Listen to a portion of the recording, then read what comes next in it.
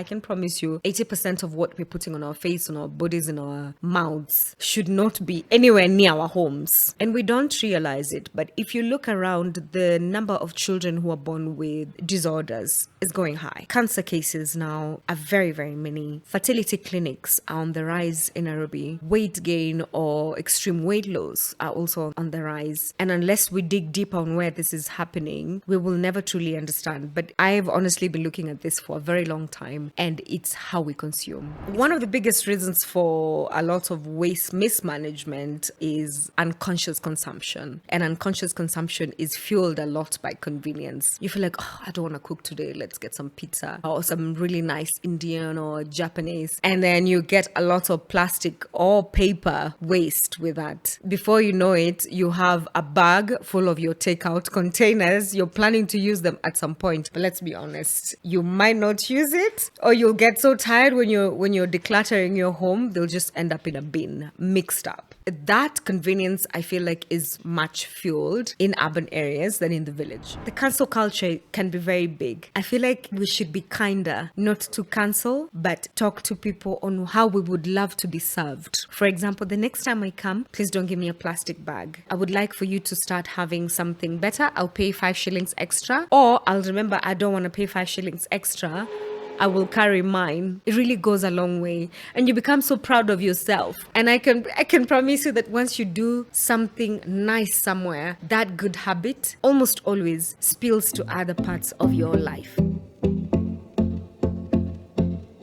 Hey, what's up, everybody? Welcome to the Organica podcast. This is your home of organic conversations. I'm your host, the Organic Guy, and right around here we have conversations on how we can make our food system really get to work for us rather than against us. And today I want us to have a very important conversations on how we manage our waste. And I think today we sort of have like a queen of the recycling space, if I may, because she's been in this space. She has talked about it, and she's doing something about it in terms of helping recycle some of the waste that we discard. And I guess like when you're in Nairobi, most of the waste, maybe you just see it like in the roadside, or as most of us know, it's somewhere in Dandora. So I think this conversation is going to be, how can we move from that to actually creating something valuable over time that we can reuse and sort of make it more sustainable. And with me, I have the founder of Green Thing, Nelly. And Nelly, welcome to the podcast. Thank you. So as I mentioned, your story is really, really interesting. And hopefully throughout this conversation, it's going to sort of come out and we get to understand how you got into this space. But before we get into this, you can just give us a little bit of a background, like who are you as a person? Like, where did you grow up? What was your upbringing like as a child? Were you more of an extrovert, introvert? So what was happening in that space? My name is Nelly Gesare Oteki. I grew up in Nyamira County in a very, very small village called Mawariri. And I have always been a bubbly child. I always wanted to be a news anchor or a journalist or some moderator of some sort. But my mom and my sister always wanted me to be a designer of some sort. So I remember when I was done with high school, the debate was always around, should I do journalism or should I do fashion and design? And my big sister was always fashion. I remember the first item I designed was a sleeveless dress, short, with, I think they're called kimonos now, with a kimono, quite long, unbuttoned, but the dress had some buttons. And I had no idea about design at all. But I remember it was my auntie's wedding, and the fabric had come from Busia.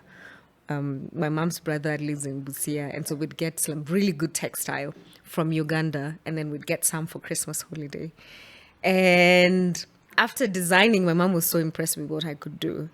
But I also come from a space or a generation where sometimes parents were so busy with just making stuff work than nurturing talent.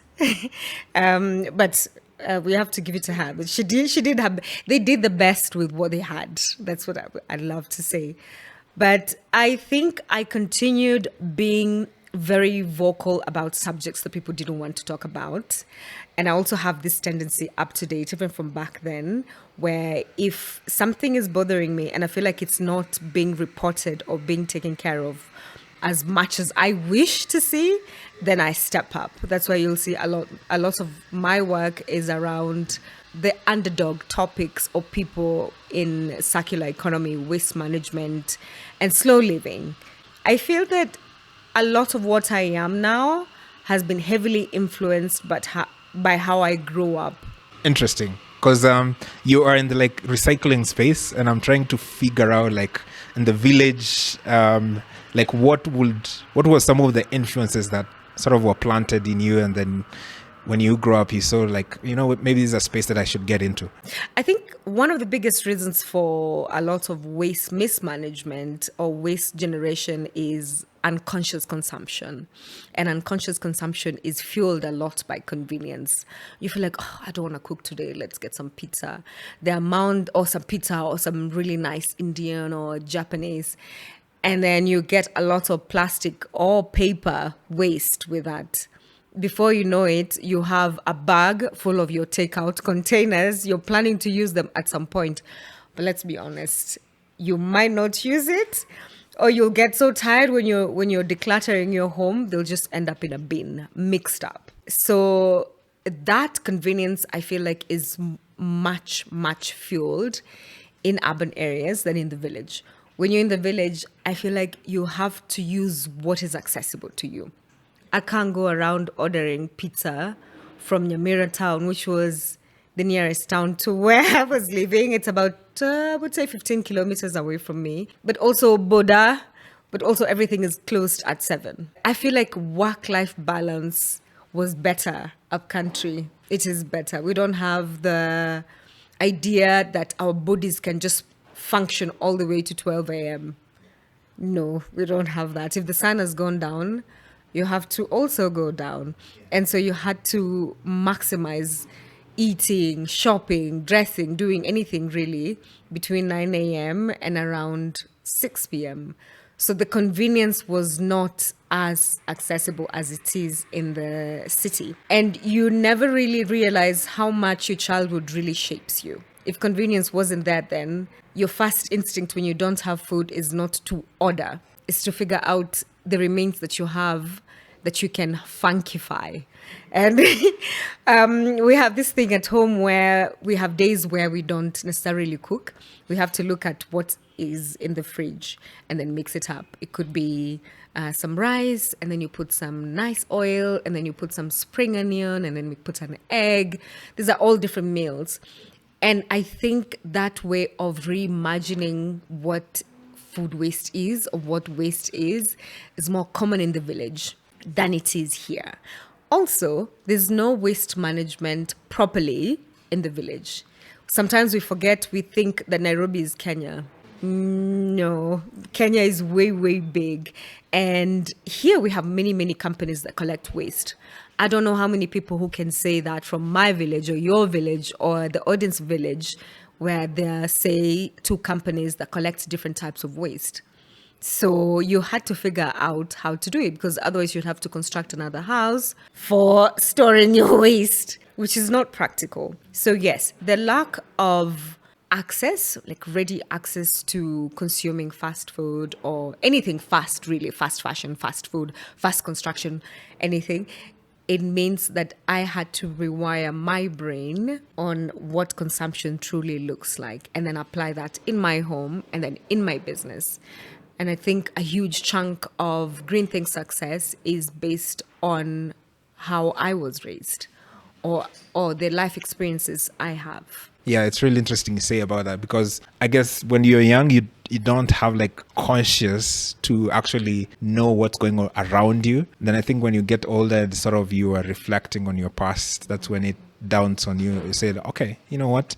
Maybe this one helped me a lot in this way. So yeah, that's quite interesting, and I'm always fascinated to see how like your childhood always somehow connects to who you become later in life. So that's always pretty special for me to see. You mentioned about Green Thing, so talk to us about it. Like, what is it exactly, and what do you do? Wow, Green Thing has evolved so much. I wouldn't know if there's one statement to describe it.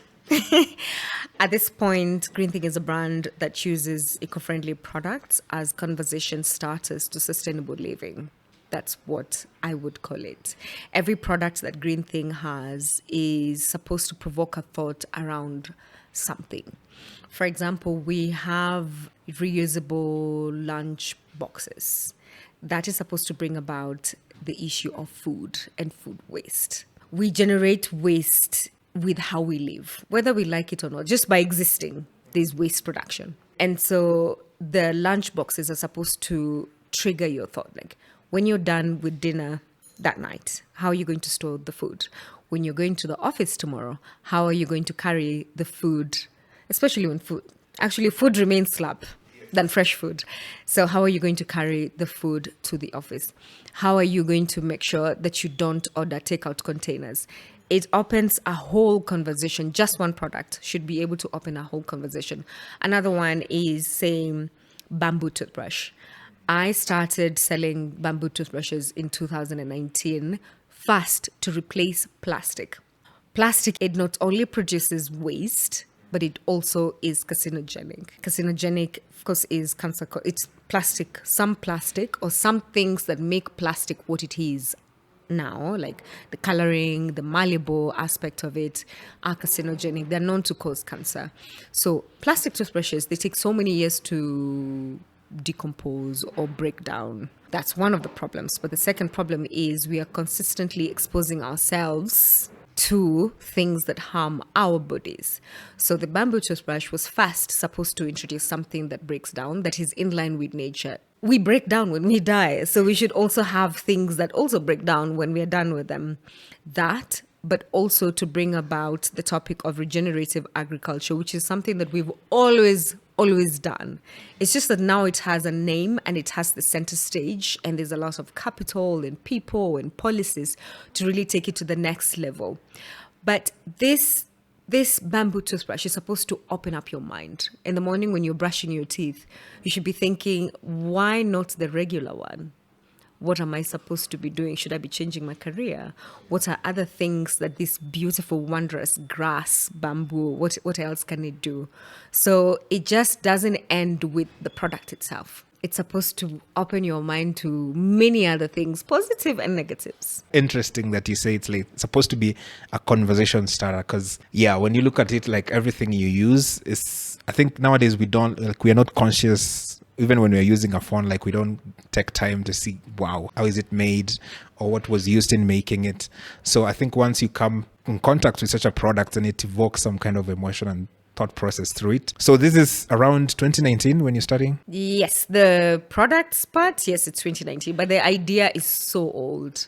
Okay. How did the idea of Green Thing start? I come from a storytelling background. I come from a journalism background. And this goes way, way back when we had Millennium Development Goals, not Sustainable Development Goals. They used to be 7.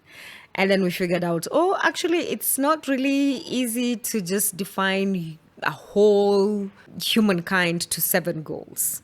We also have to remember that the goals are not there just for the environment or the planet. It's for human beings to live a life of dignity. That's why it touches on health, education, construction, manufacturing, everything. And I remember I was doing videos breaking down what Millennium Development Goals mean and how they apply to us. And of course, it shifted to SDGs. One of the things I remember that was there back then and still is to date is how elitist this topic can be. And it really doesn't need to be. Sustainability is not for select few. Environmentalism is not for the select few. I sometimes struggle with somebody saying that person is an environmentalist. Everybody is an environmentalist as long as you are active.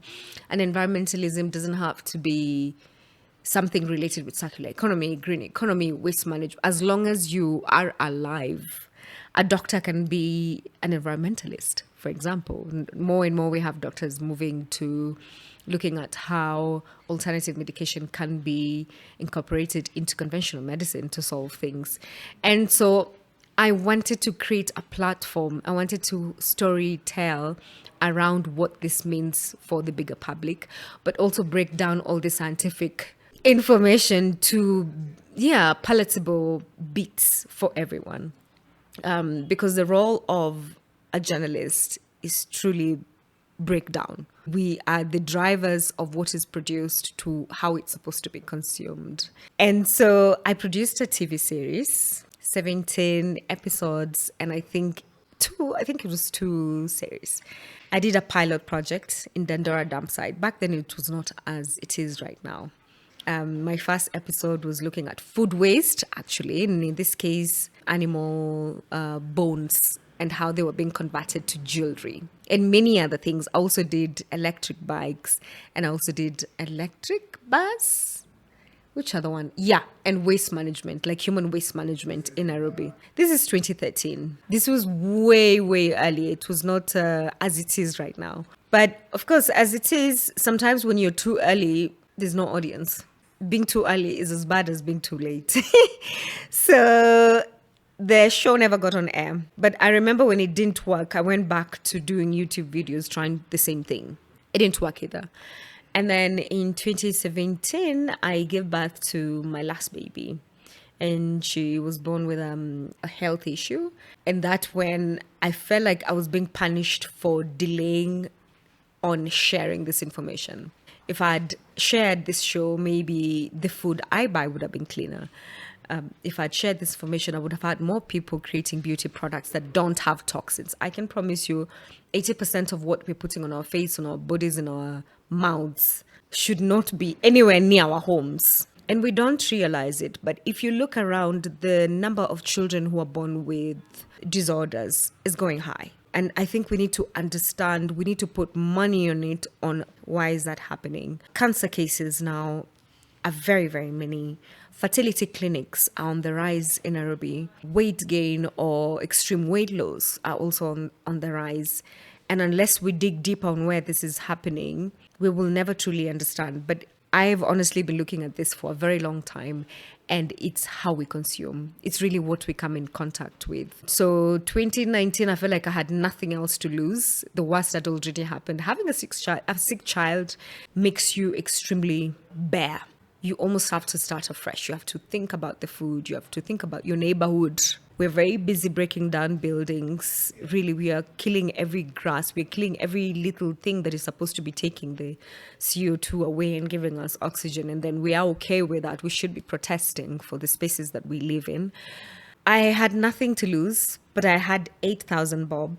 And I started Green Thing. And most of the captions I have sometimes are a shortened version of the episodes I had. And that's how Green Thing came to be. And up to date, a lot of the things I design are based on where I'm at in my life.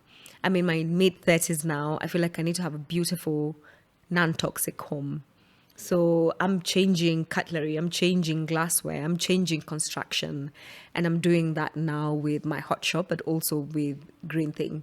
Up to now, we're just starting with an imported product, metal straws, because even producing here was difficult. I remember I found someone who could make metal straws for me, but one straw could have cost the audience, my customer, 1,500. That's not for this market. But I can say that that was really, really, really important for me to go through the hardship, but also the learning process, because it's how I've been able to learn the value chain of different businesses in circular economy. So now you can produce like the metal straws in Kenya? No, I can't. Because it's not a problem that is urgent to solve. It is urgent because it brings about the plastic pollution problem and the plastic toxins problem. It does. But the more I've grown and the more Green Thing has grown, it's really made me think that I need to give everything equal attention. There has to be products, there has to be information. I have to work with up and coming brands, or I have to work with other businesses or companies on how to really detox their offices. Even policies, come up with policies that really take care of their employees. Yeah, because environmentalism is not always, for companies, it's not always waiting for a perfect moment to do a CSR or a tree planting project. It's also, how do you take care of your employees? How do you protect them from toxins? What's the paint in their offices? What's the furniture you're buying? So things like those. And if I had everything handed to me, I wouldn't have known how to advise accordingly in Kenyan context. I'm fascinated. Like you say, the whole idea of like producing content started way back in 2013, and then like the actual idea, like putting the idea into practice, it was like 2019. So that's like 5-6 years of just sitting on an idea and then finally deciding to like actualize it. So I'm wondering, like in those early days, did you talk to someone, or like you are like, you know what, enough is enough, I'm just gonna start it? No, I was pushed into it. My daughter had been unwell. I had been off work for a while because she was in and out of hospital the first year. And I had nothing else to lose. Let me just try it. And I tried it, and I think I found it easier because there was no way out now. I was not struggling with wanting to be perfect. It was just my story. It didn't have to be anything. But of course, I was pushed into, you've been waiting for too long. The information you have could save another mom, and you need to be out there. So I did. And I know I will forever be a storyteller, either through business, manufacturing, design, if I ever do it, because now I'm also realizing time is always there. You just need to know how to manage it properly. So I want you to take us through like the whole process of making a product. So because most of us, like when we have waste at home, you just put it in like a dustbin and then dump it somewhere, or like put it in a designated place and then guys come pick it up and we assume take it to Dandora for storage. So for you, where does your process of creating products begin? So do you go like to Dandora and then just collect stuff? Do you like have people who collect the stuff for you and then bring it to you to sort of upcycle them? So what is the whole process of creation? So when I started, one thing that you need to know is when you're bootstrapping, you're going to do almost everything before you get people to help you with some of the things that you're struggling with most. So if it's going to the dump site, I've gone to. If it's looking for tailors, if it's being on and do the at 7 p.m. because there's an order that needs to be delivered, I have done that. But my process of creation comes with first, what's the problem? What am I solving? Because it's very easy to be very lost in the ideas I think I'm solving. Like, oh, okay, that's nice. I think I should try that business. And I've been lucky in that sense. Working on trends can work, but also working from wanting to solve something, it can work. And I feel that when you're trying to solve something, it means you understand the problem so well that if one way doesn't work, you can always come up with 10 other ways to make it work. I feel like that's the advantage of solving something. For example, one of the main things I'm solving at the moment is textile waste and glass waste. Plastic waste, it's just always there. Plastic is a constant. It's in tea bags, it's in clothes, it's in beauty products, it's in toothpaste, it's in water. And it's in water because sometimes we discard things thinking they're not coming back to us. Yeah, I think they say dunia ni duara and so is karma. So whenever we just discard, it doesn't disappear. And the water is not disconnected. Water doesn't cut out like, okay, this water is just for Kenya. This water is just for this place. Or this soil is just for this place. I feel that the more we intoxicate what makes us thrive, what grows our food, what we build our houses on, what we grow things to grow our clothes on, it comes back to us one way or another. And so if I am designing a product, first, what's the problem? And what are the raw materials accessible to me? And as a self-funded person, I first have to look at what do I have? People, resources, talent, distributors, and then I design based on that. For textile waste, I've been working with businesses that don't know what to do with their dead stock. That's the first one. Then the second one, I've been working again with waste pickers who pick really beautiful stuff. I don't know why some things are thrown. Really, maybe because we buy emotionlessly, if there's a word like that. Because when you buy with a heart like, you don't want to let that thing go. You're almost borderline hoarding. So we have collection days, but we also have a collection arrangement or drop-off arrangement with our partners. Then they bring the stuff. I prefer to have cotton products or natural fibers. Either cotton, a blend of cotton with linen, hemp, we can get those. Bamboo is debatable, because of the process of converting bamboo to fiber. It's a little bit harder. Yes, but it's equally toxic. Because remember, it's a plant. You have to put so many chemicals to make it a fabric. Unless, of course, you use something like hydrogen peroxide, which is non-toxic. But anything to do with polyester, I find it hard to work with because I'm going against what I want to solve. I don't want people interacting with unregulated plastic. And let's also remember that plastic has its space in society. It really does. But I don't think it's in our mouths or on our bodies. So that's the textile part. Then once we have the textile waste, the tailors come in, then they convert it to any product that our audience wants. I am very fortunate that most of the products I have been heavily driven by the audience. I didn't have a designer when I was starting. I didn't have business development person. And so I left it to the audience to decide what we should make. And then, of course, with glass, which really is something I should have started with because it captures everything that Green Things stands for. I'm working with Dandora women waste pickers who remove glass waste from the dump site. Glass, I think it's one of the most beautiful materials. It's like hot clay. It's hard to maneuver around because of the temperature, but it is very, very satisfying. And I think it's the sexiest material alive.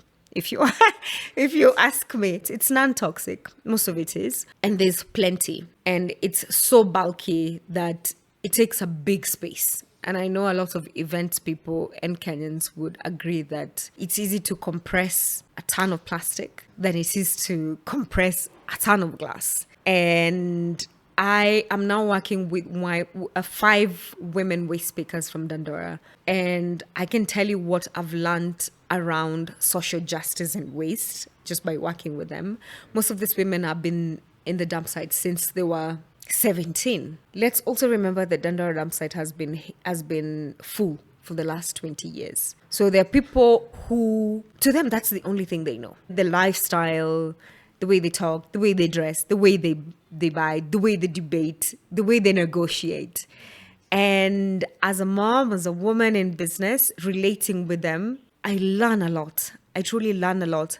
But I also know that there are things that I wish could be done better. And so working with them directly really gives me the opportunity to reverse some of the things I want, to give them the platform for them to raise the things that I wish to see. Like, for example, one of the things I wish to see is I want to see waste pickers in COP20 anything. I want to see waste pickers in all these conferences, not the people that are making money out of that only. The people that are making money out of that are good because they have the lessons to bring. They've also learned a way to negotiate. Again, let's also embrace the fact that everybody in society has their power and their role. And these things become better when it's a more collaborative effort of voice. So once the women have collected the glass waste, then we pick them up with the pickup, or sometimes the give and do if we're in a rush to produce, and then it's brought to the hot shop. Let's also remember the glass blowing is fairly underdeveloped in Kenya. So getting talent is an extra mile. It's almost a skill to get talent. Learning how to work the temperatures. The tools for glass blowing are not the 5,000 bob scissors I've been buying for the stitching station. The tools can go up to 30K per piece. And for a self-funded brand, it can be a bit, am I paying salaries or am I buying tools? But yeah, sometimes you actually have to be delusional. I feel like the glass part has amplified my delulu by 1,000 to be here today. Yeah. So those are the 2 ways that I work. You just glossed over like the fact that you mentioned Dandora has been full for like 20 years. So where does all that like waste we normally assume goes to Dandora? Where does it go? I think in the last few years, we have more people doing recycling. So there's more take back system. There's something called the Sustainable Waste Management Act 2022 that looks at waste not as waste, but a resource. So in a perfect scenario where all the policies work, we should be having resource recovery centers, not just in Nairobi, but everywhere. And I feel that because of that, we have more and more people coming into Dandora to collect plastic.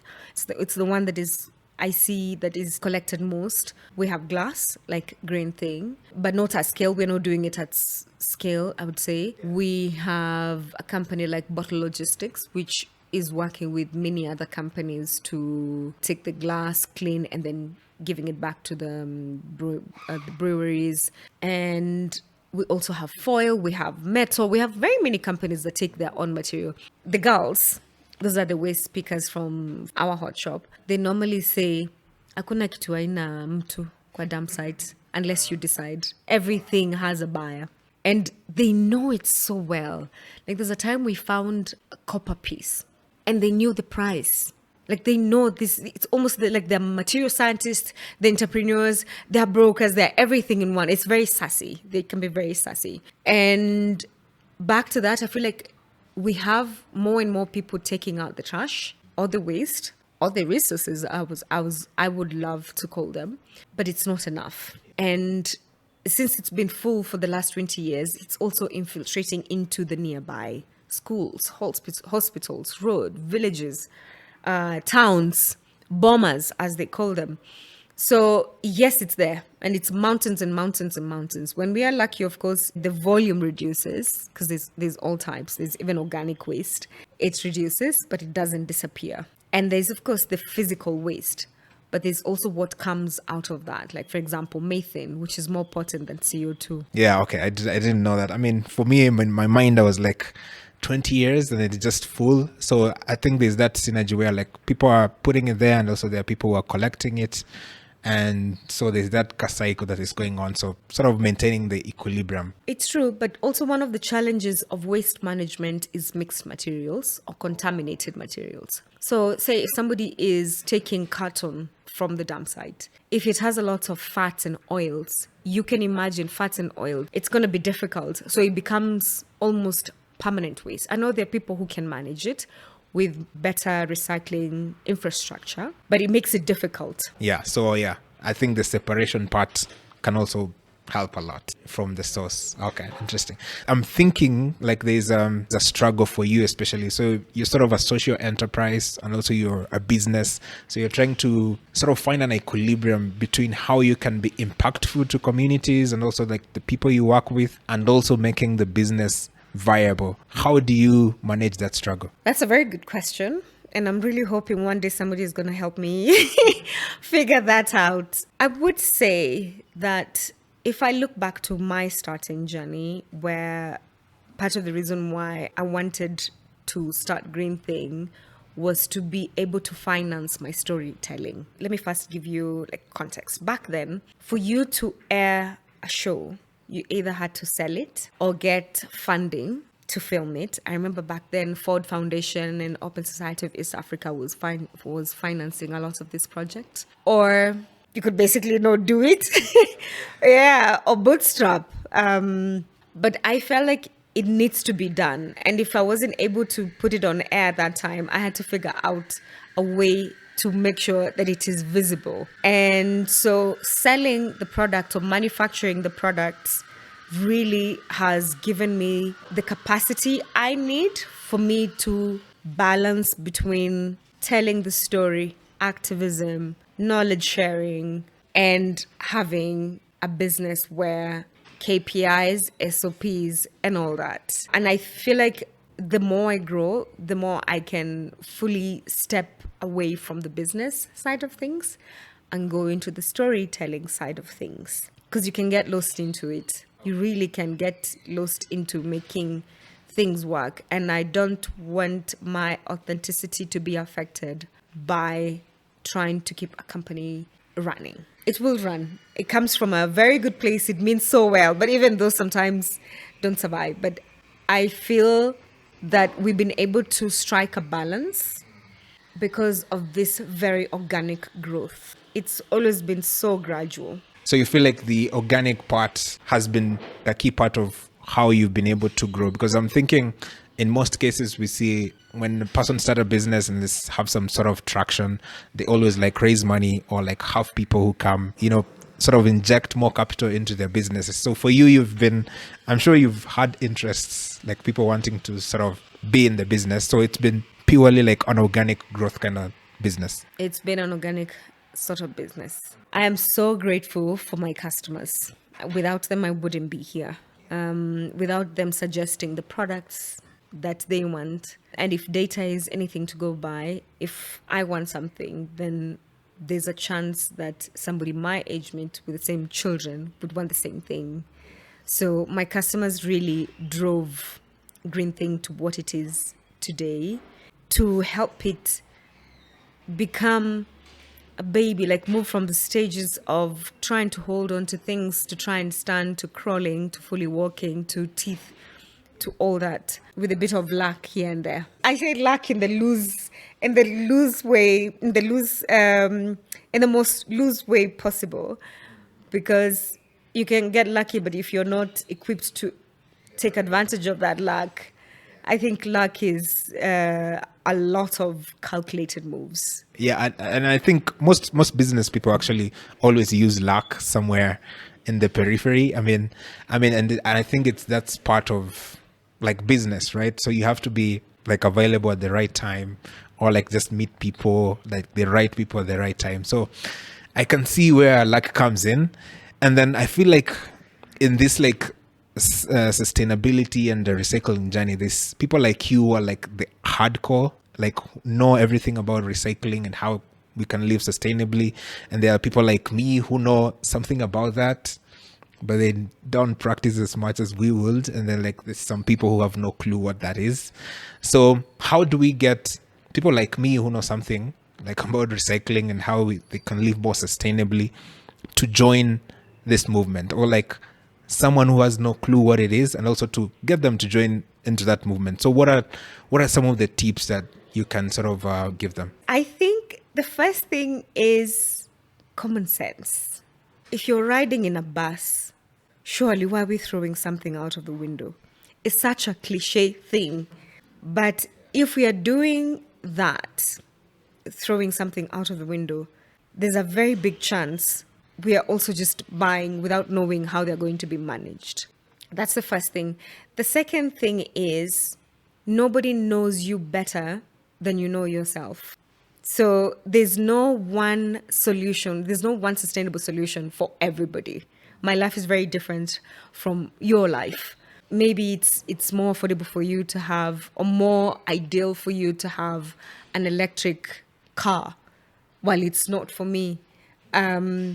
It's better for you to have ceramic products, lid-free, or ceramic products that don't have any heavy metal, and it's easy for me to have glass.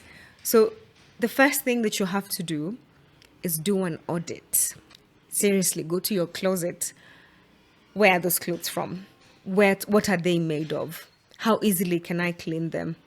When they're done, like 30 years from now, how do you think that dress is going to be managed? If it's going to be discarded into the environment, is it going to do good or is it going to do bad? Knowing what you know about plastic, would you want your child or your girl to inherit that dress? And I think from that perspective, then you start demanding better from your favorite brands. Another thing I would say is the cancel culture can be very big. I feel like that we should be kinder, not to cancel, but talk to people on how we would love to be served. For example, the next time I come, please don't give me a plastic bag. I would like for you to start having something better. I'll pay 5 shillings extra, or I'll remember I don't want to pay 5 shillings extra. I will carry mine. If we have a car, or if you have a car, always have something, a bag. It really goes a long way, and you become so proud of yourself. And I can promise you that once you do something nice somewhere, that good habit normally, almost always, spills to other parts of your life. Like, for example, when you start working out, you become healthier. And so you automatically want to change how you eat. You automatically want to change who you surround yourself with. You automatically want to change how you set your goals based on what you can manage, not what the world has said. So, yes, really, truly understand yourself. Demand better from businesses.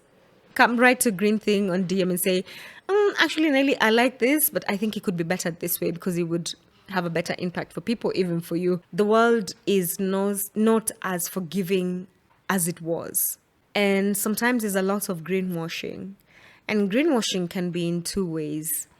One, somebody intentionally selling you something as eco and organic and non-toxic, and it is not. And someone selling you something as organic, non-toxic, eco-friendly without them knowing enough information. And really sometimes you have no control. As I said, we have to continuously learn. And so that brings me to my other point, educate yourself. Really truly. If you're moving from your parents' house to your house, what are some of the things you need to buy to be in that home? How can you keep it as non-toxic or clean as possible? And what can you make? Because some of these things, actually, we don't need to be buying cleaning products in plastic containers all the time. Some of them we can just make. You can make a toilet freshener by putting 50 ml of vodka and water and essential oils, yes. And you're done. And I know most homes in Kenya have booze somewhere. So it's really continuously educate yourself. Educate yourself. It goes a long way. I know eco-friendly mattresses are not in Kenya yet, but if you have extra shillings, can't you get an eco-friendly mattress? Can you buy eco-friendly duvets? Because a lot of duvets have fiber. Fiber is just plastic. And you're just sleeping, inhaling plastic. We spend, if not half, slightly over half of our lifetime sleeping. That's one of the first places we should detox. And if somebody is not creating information about that, it's our duty to educate ourselves. Now we have internet, Wi-Fi, mobile phone, and internet penetration is as wide as it's at its peak. So it's really not an excuse. We have to be intentional about how we consume. That's the baseline.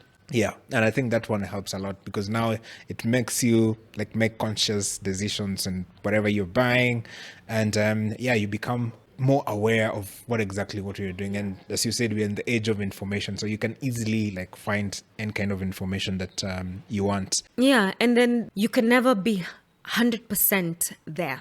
You can't. You simply can't. You don't live in a perfect society. There are times I've had to buy plastic. There are times I've had to buy clothes that have polyester. It's just when you know, then you know that you can't repeat it. Or then you have to come up with systems to avoid it next time. You can't be perfect. Like if the goal is conscious consumption, then you really have to break it down according to you, what that looks like, your pocket, your lifestyle, where you live. Is circular living possible in Kenya?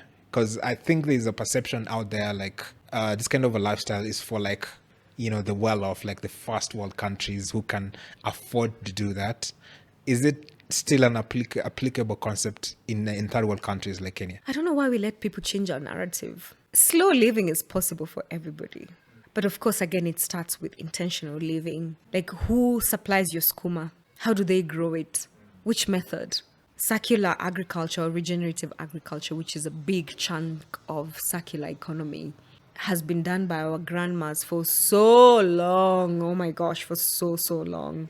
And it's just that now it's a global thing. Now it has a global center stage. But it's people like me and other storytellers to say, by the way, we've always done this. And it's people like us, all of us, to really talk to our grandmothers, read books, write books to preserve this information, share books, talk to our grandmas, look for TikTokers that do this, talk to TikTokers that have grandmas and ask them to tell us how they used to preserve food before fridges. So we've done this before. It's just that now it has a global standing. It has a global backing to be the main thing, the only way. But that does not or should not erase the fact that we've always been doing this, not as a trend, but out of necessity. I've heard you mention about regenerative agriculture a couple of times now in this conversation. So it sort of sees like for you to be in this space, you have like a wider overview of what's happening around you and trying to pick as much information as possible to like what different industries are doing. Like in the agriculture sector now we have the regenerative stuff. So it's actually a compliment to you. Like your worldview is so broad, like you're aware of what's happening in every sector. So that's pretty impressive to see as well, because you just mentioned you're like learning and into reading new information. So that's pretty good. We've talked about your journey of starting Green Thing. I'm always interested to see the answer to these questions. Are entrepreneurs born or are they made? Because in your case, did like your parents get involved in entrepreneurship in any way, shape, or form? Or where do you think you picked that net from? I think it's both. But mine is inborn, but of course with continuous learning. My father didn't go to school, but he's the first man I saw go to a showroom and buy a canter.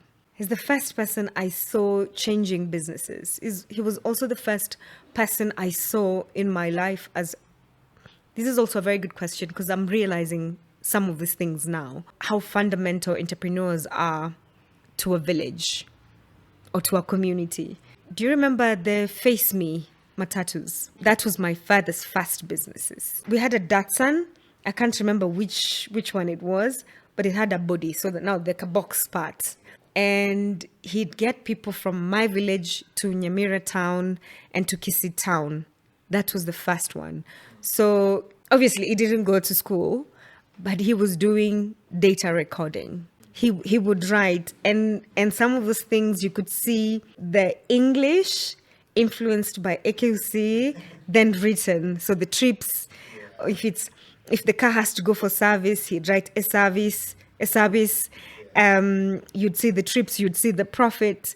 So we saw it. And my mom was a primary school teacher. And so I remember the first checkbook, the handwriting in that checkbook was my mom's handwriting. Even from that, I saw my father now going from matatus to transporting matoke from my village to Kisumu, to Nakuru, to Kericho. I saw him do that.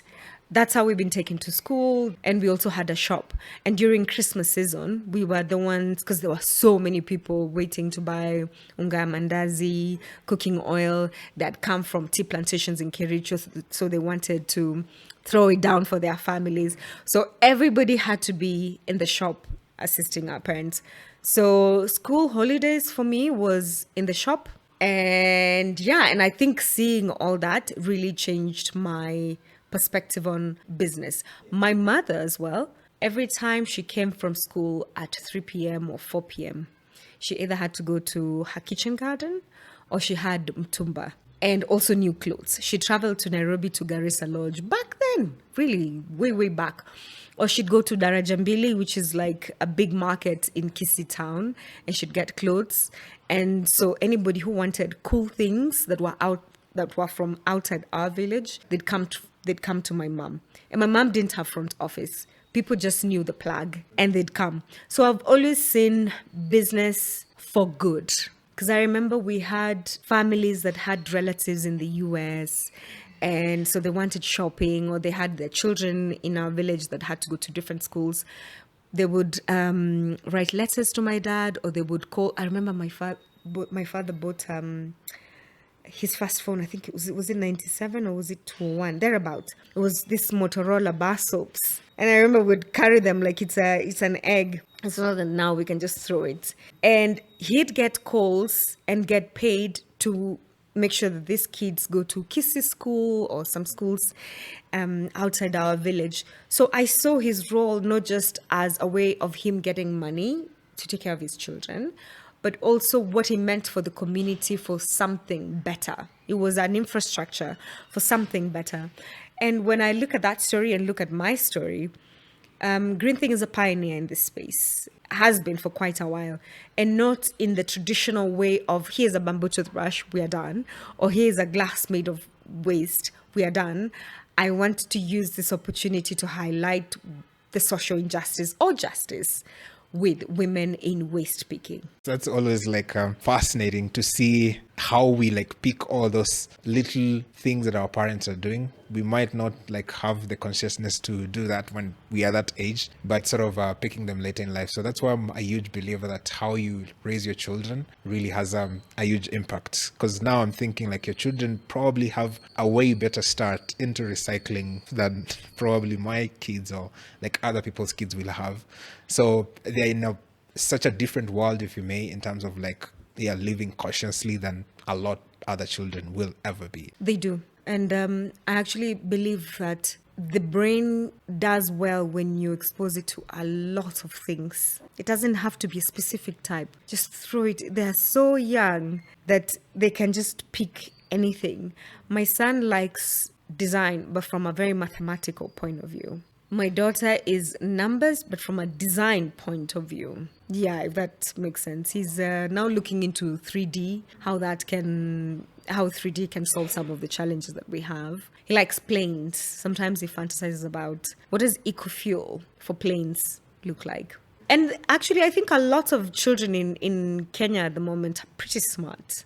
Because information age and woke parents who want something better, parents who know better that the traditional good jobs like lawyer, doctor are not the only thing. I think a lot of parents now are really nurturing their children for who they are, not what they want them to be. How has it been for you in terms of like being an entrepreneur, a woman entrepreneur, a mother at the same time, like starting a business in Kenya? What has been your biggest challenge so far? That's a tenfold question. But the first thing has always, the main thing has always been access to capital. And capital, not just the money, the talent too. To get people who tell you, Nelly, I think your idea is really, really good. And this is how we are going to go. For example, getting grants. At some point, sometimes you wish you'd be headhunted because you know that you have everything it takes. But fundraising is not just about doing good. You've seen businesses that come up, they raise a lot of money and go under. So the challenge of not doing something 100% as I would want it to be done in one go. I always have to do baby steps, always. And as somebody who can be impatient sometimes, I am very impatient. I get like, when is this going to get better? When do I actually say, okay, this is the next project I'm doing. This is the site I have bought. I am going to do interviews for the best designers in Kenya. They do that. I am going to come up with tracks to do that. I am going to have the best safety gear for my people.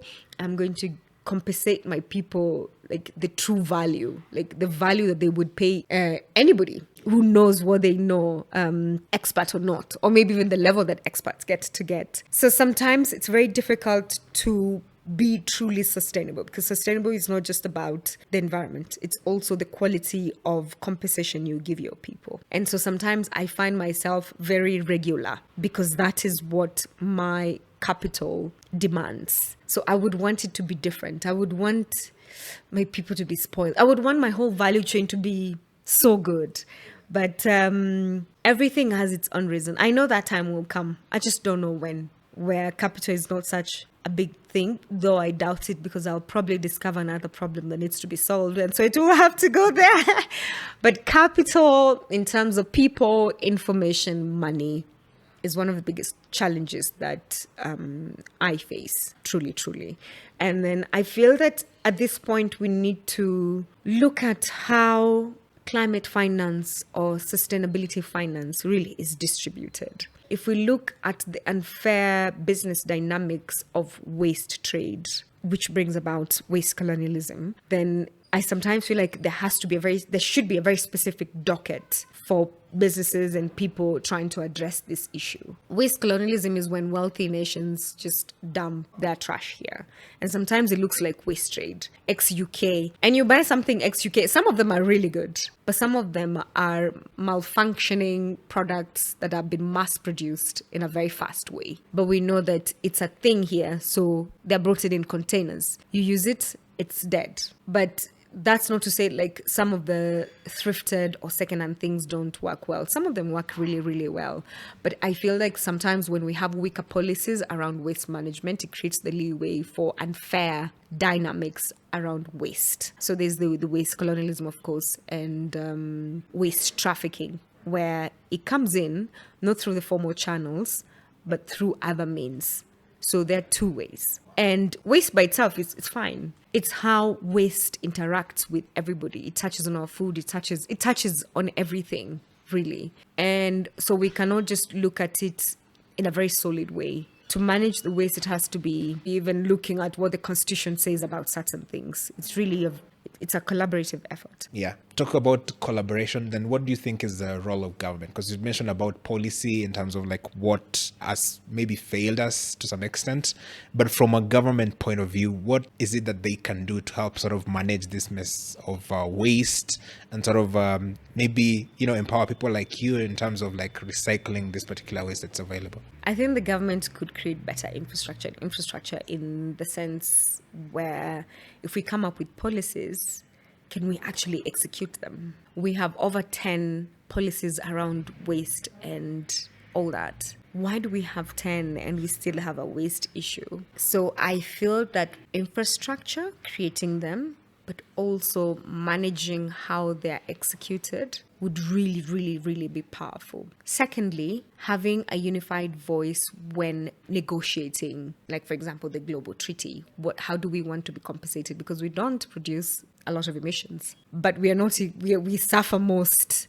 How do we negotiate better terms for our citizens? How do we negotiate better terms for our businesses that are trying to solve some of these things? I do believe that for us to solve this, there has to be an equal effort from private and public sectors. And the government has to take front seat on this. Yeah, so I think there's that more of collaborative effort in terms of, don't just like create laws for the sake of it, but can you make sure at least it's implemented or like it's being executed as it's being put forward by the lawmakers? Yeah, but also another thing they would do is provide a conducive environment for people like us to operate. Give us some subsidies on certain things. For example, my solar powered stitching station where I convert textile waste to beautiful little things. It would be nice if I would have to pay, say, less tax on certain things or import solar panels. I would like some subsidy.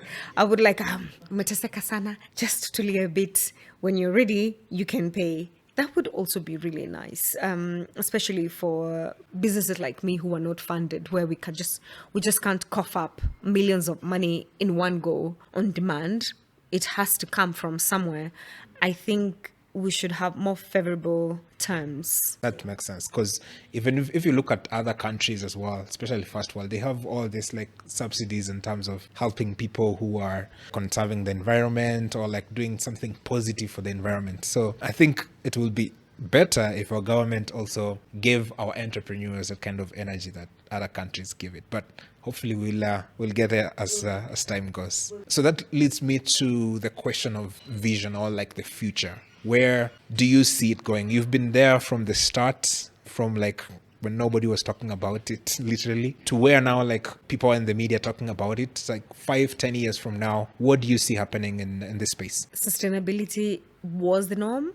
Now, because of necessity, it's going to be the norm. I think more than 50% of the jobs that we're going to have in the future are going to come from waste. Waste is going to be one big employer.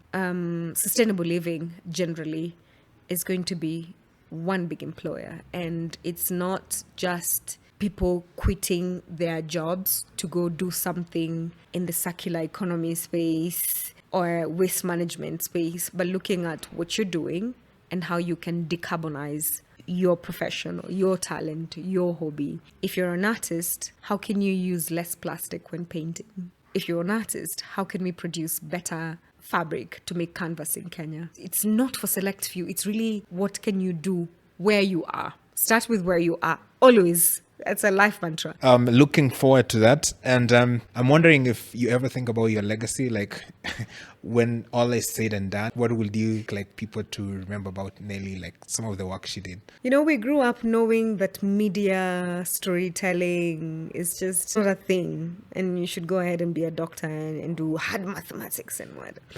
I think storytelling is an art, and art is the most sophisticated form of mathematics, if you ask me. There's no method. You really have to cook things in your head and do them. Versus if I want to calculate the speed of something or the volume of something, there's a method. So I really think we need to stop and think how revolutionary storytelling can be. And my legacy is that I fight for those girls and boys who've always thought that art is as good in creating change. I can see the art part is really, really ingrained in who you are. This is the part of the question where I sort of have this segment I call rapid fire questions. Yeah, so what I've done is I prepared 10 questions for you. So the goal here is just to get guys to know you a little bit better, just in case it didn't happen through the podcast. And yeah, it should be fun. So ready? Ready. Okay, the first question is when you were a kid, what did you dream of becoming? News anchor, reporter, dancer at some point.